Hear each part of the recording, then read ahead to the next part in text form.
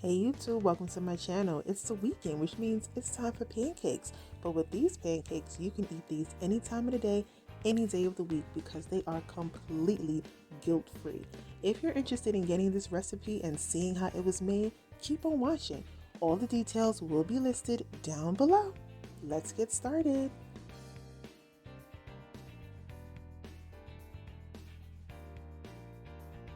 We're going to start off with our dry ingredients first. So you're going to add your flour, your flax seed, your baking powder, and your pink Himalayan sea salt.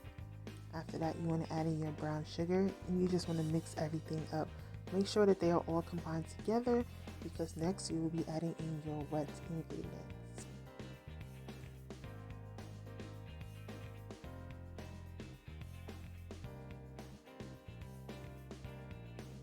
Onto the banana. You want to make sure that your banana is nice and ripe.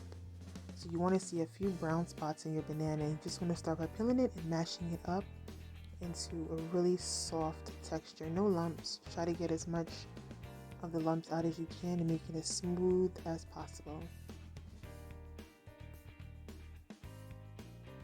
This is the consistency that you want.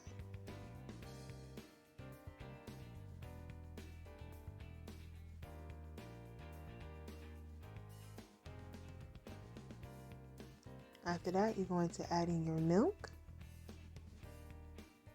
Pour that in. Now, this recipe does call for 2 cups of milk, but that's only depending on how thin or thick you want your pancakes. So if you do have a little bit left over, that's perfectly fine, perfectly normal. Adding in the banana to the carrot and the milk. Next, you want to add in your applesauce. And this is unsweetened applesauce, by the way, so make sure if you try this recipe that it is unsweetened. I usually eyeball my cinnamon, so I do not have a exact measurement. I just eyeball it to how I like it. Same thing with the vanilla extract and the almond flavoring.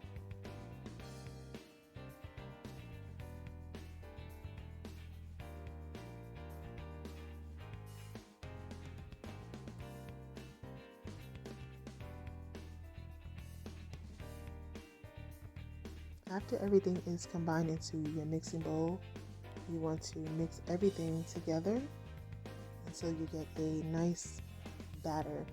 Like I said before, I like my batter a little thick, so this was the perfect consistency for me. But if you want yours a little thinner, that extra milk that you had left over, you can go ahead and add some more in and continue to mix. You want to let your batter sit for about 5 minutes, and in the meantime, you can get your pot ready or your skillet ready. Here I have my frying pan ready with some vegan butter that I added into it. Just going to scoop your pancake mix into the pan and let it cook. Once you see the little holes in the pancake, you will know that it's time to flip. Once they are done, they should look like this. I topped mine off with some bananas and walnuts, and they are so delicious. If you like this video, guys, please don't forget to like, comment, and subscribe, and I will see you in my next one.